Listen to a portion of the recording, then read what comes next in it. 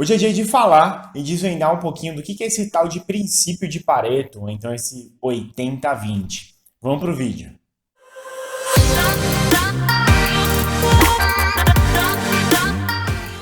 Opa, quem fala aqui é o Yuri. Se você é novo aqui no canal, aproveite para se inscrever agora, hein? Toda terça e quinta tem vídeo novo, onde eu falo de marketing, de marca e de tudo que envolve esse mundo muito louco. Então, vê se não perde. Bom, o papo de hoje é sobre esse princípio de Pareto, que tanto se fala por aí, ou também é conhecido como a regra do 80-20, né? Muita gente fala sobre isso, mas nem todo mundo entende isso no detalhe, então por isso estou aqui para te ajudar. O princípio de Pareto, ou essa regra aí dos 80-20, tem como percussor nada mais, nada menos do que Pareto.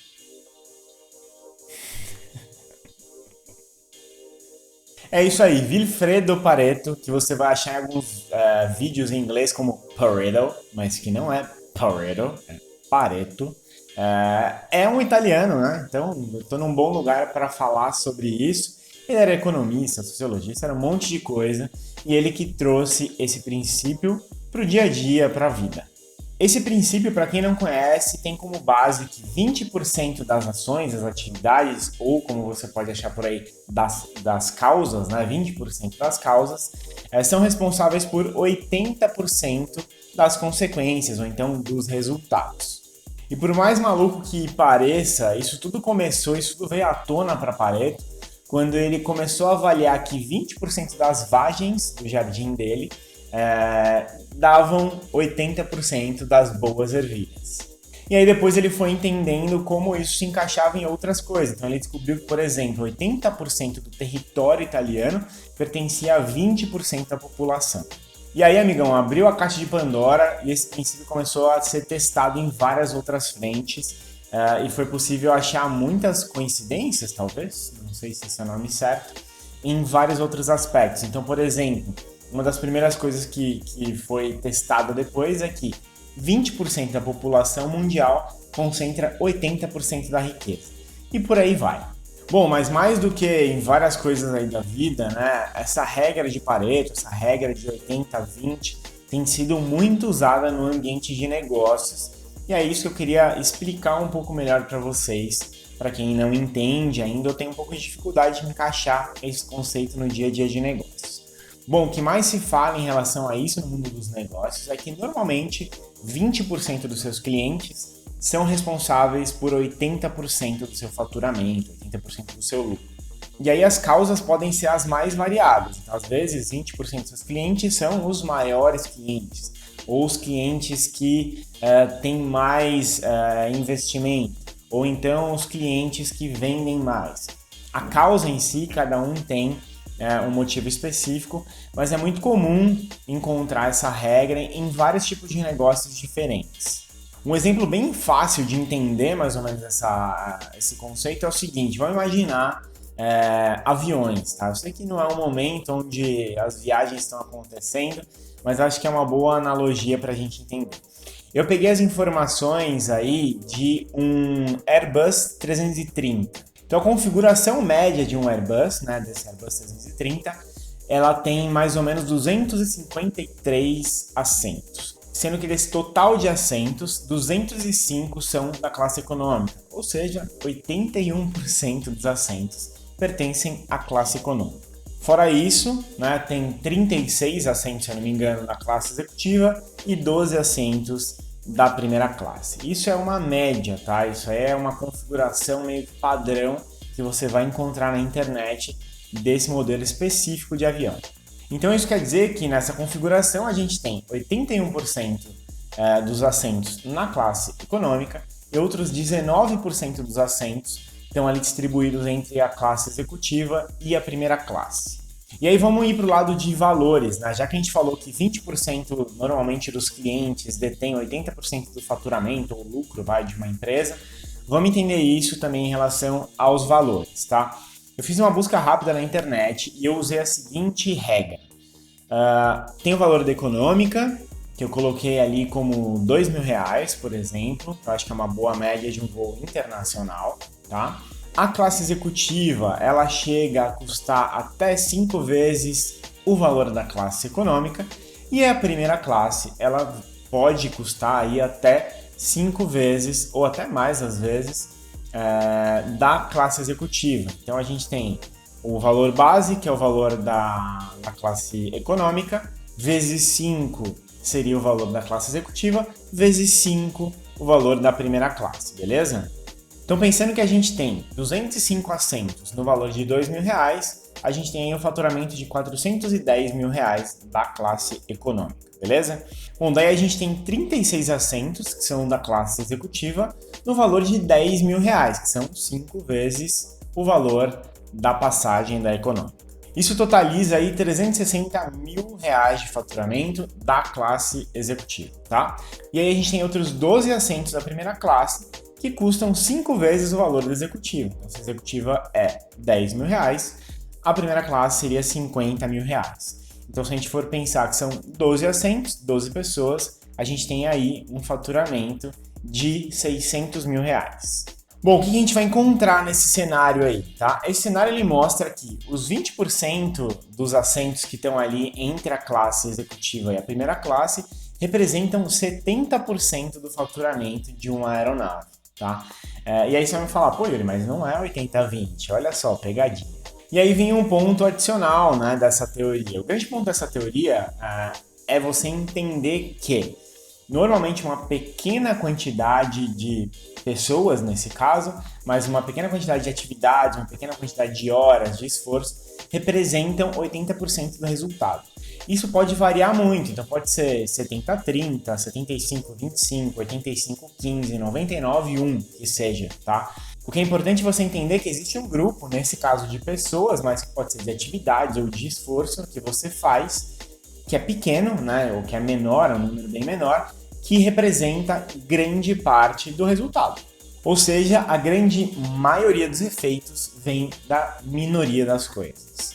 Bom, mas além dos negócios, isso pode ser aplicado em várias outras coisas, essa regra, né, essa teoria aí. Por exemplo, livros. Para 20% do conteúdo do livro tem 80% das informações. E até esse é um dos grandes motivos porque tanta gente tem a leitura dinâmica ou uma leitura não linear, né? Onde você vai às vezes pulando página, tem gente que vai ler com foco, tem gente que vê algumas palavras das páginas, tem vários tipos de leitura, mas é basicamente porque 80% do livro, em teoria, são informações complementares, né? Então a gente tem 20% do livro que tem a grande carga das informações relevantes dali e os outros 80% são informações complementares. Ou então a famosa encheção de linguiça, como a gente está acostumado a ouvir por aí.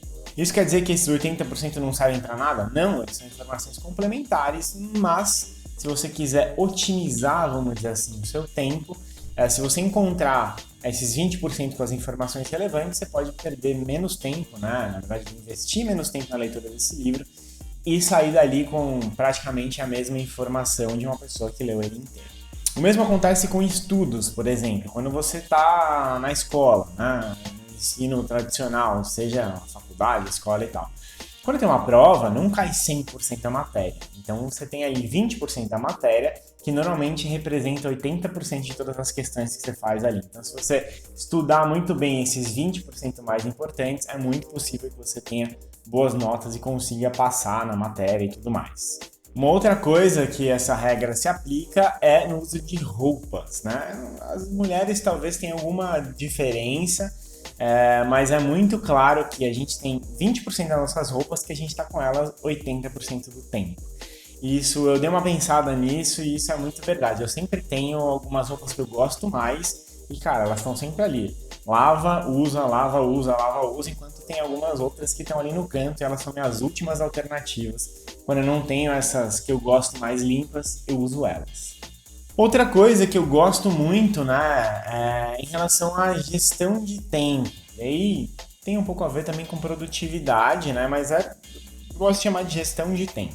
Porque não necessariamente você precisa usar isso para produzir mais, né, mas você pode usar isso para produzir melhor. O que eu quero dizer com isso é, se você concentrar o seu tempo, o seu esforço nos 20% das atividades que geram 80% do seu resultado, isso quer dizer que você pode ter uma vida mais tranquila depois. Eu sou um cara que nunca gostei muito do conceito de horas bunda, né? Tipo, horas sentada no escritório trabalhando. Eu sempre gostei mais do conceito de produtividade, apesar de nem sempre conseguir aplicar isso, porque as empresas têm regras, têm cultura e nem é sempre fácil assim. Mas o que eu acho é que se você conseguir entender essas 20% de atividades que geram 80% dos resultados, você pode se dedicar a essas atividades, resolver elas ou então até amplificá-las e ter mais resultado automaticamente e melhorar o seu dia, melhorar a utilização do seu tempo. E você com certeza vai ter tempo sobrando para fazer outras coisas que você gosta, para diversão, relaxar, seja lá o que for. Uma outra frente que essa regra se aplica é em relação às amizades. Eu nunca tinha pensado nesse sentido, mas hoje, estudando um pouco mais sobre o tema para gravar esse vídeo aqui, bater esse papo, surgiu isso para mim e isso é muito verdade, né? Você tem, de todos os seus amigos, você tem 20% dos seus amigos que são responsáveis por 80% aí da sua felicidade, da sua amizade e tudo mais. Que normalmente são as pessoas que você tá 80% do seu tempo. Então você tem, por mais que você tenha muitos amigos, normalmente você vê muito mais, ou concentra, né, o seu tempo muito mais em poucos deles. Bom, essa é uma regra que não é, né, a regra da vida, vamos dizer assim, mas é uma regra que serve, esse conceito, né, ele pode ser aplicado em muitas frentes e pode te ajudar muito a entender, otimizar o seu tempo, otimizar suas relações e ajudar aí para que você consiga evoluir, crescer em vários pontos. Mas como eu já disse, não é para tudo que ela funciona, tá? Então eu vou dar um exemplo aqui. Eu não tenho dados, vamos dizer, oficiais nesse sentido, mas para mim é muito claro de entender e acho que para você também vai ser. Em negócios que tem, por exemplo, sistemas de assinatura com valores muito parecidos, essa regra talvez não se aplique dessa forma. Um exemplo disso é Netflix. A gente sabe que tem um ou outro plano diferente de Netflix, mas no modo geral eles têm ali uma assinatura standard, né? Uma assinatura padrão. Então, como todo mundo paga quase a mesma coisa ou a diferença é muito pequena, provavelmente essa regra vai estar mais elástica, né? Então não vai ter esses 20% de clientes que geram 80% da renda. Mas, por outro lado, deve ter 20% das séries que geram 80% das assistidas, né, do watch time, né, que é o tempo assistido dentro da plataforma. Então, como negócio, de um lado não deve se aplicar, que é no faturamento, mas, por outro lado, deve se aplicar em tempo de visualização das séries ou então de negócios adicionais a isso, né? Então, por exemplo, produtos licenciados, 20% das séries devem ser responsáveis por 80% dos produtos licenciados e por aí vai. Mas o grande ponto é, em relação a negócios, se você tem produtos muito diferentes, de preços muito diferentes, existe uma tendência que isso possa acontecer. Vou dar o meu exemplo ali do passado, tá? Quando eu liderava o marketing de uma empresa de tecnologia de smartphones, a ASUS. Tinha produtos a partir de R$800 que a gente vendia até, sei lá, 10, 12 mil reais aí no segmento de notebooks. Então, obviamente, eu precisava aí, se eu vendesse um notebook, eu precisaria vender vários outros celulares baratos para conseguir ter esse mesmo faturamento. Então, a regra provavelmente seria muito parecida com essa de Pareto. Bom, por que eu estou te falando isso? Porque é uma regra que serve para muitas frentes. Então, serve para frente de negócios, como serve também para frente de marketing. Eu nem falei ainda aqui, mas muito provavelmente o 20% dos seus fornecedores de marketing vão entregar 80% dos resultados. Então, se você tiver comunicar, vamos para a televisão? Tem uma televisão aqui do lado, por isso eu olhei aqui. Bom, vamos para a televisão. Se você comunicar na Globo, provavelmente vai dar resultados de algumas outras emissoras somadas. Um exemplo. Assim como se você anunciar no Google, no Facebook, no Instagram, você provavelmente ali vai ter muito mais resultado do que vários outros pequenos sites somados. É natural. Bom, mas eu tô falando isso também porque eu sei que tá todo mundo em casa e que a gente vive nesses altos e baixos, nesse momento, dias felizes e alegres e iluminados e dias mais sombrios. E eu acho que entender essa regra e ver como ela pode ser aplicada nesse momento pode ajudar muito a facilitar o seu dia. Então, acho que a gente não precisa correr atrás da produtividade no sentido de eu preciso produzir o dia todo, etc, etc. Mas se a gente conseguir entender quais são as 20% das atividades ali que geram a maioria dos resultados e a gente se dedicar a isso, pelo menos, a gente vai conseguir se manter numa rotina produtiva, com resultados do lado de negócios mas também aproveitar esse tempo para fazer outras coisas. Então, você pode fazer um curso, você pode fazer yoga, você pode fazer exercício, você pode ler, você pode fazer nada, que seja, mas se você conseguir organizar a sua rotina, e acho que essa teoria, né, esse princípio de Pareto pode te ajudar. Se você conseguir organizar a sua rotina, você certamente vai ter um dia muito mais tranquilo, um dia muito mais feliz, que é esse o meu desejo para você também. Beleza? O vídeo hoje é sobre isso. Eu quero trazer, e eu vou começar a trazer vários outros conceitos aqui e tentar simplificar como eu simplifiquei esse conceito. Então diz aí para mim se ficou claro de entender essa regra.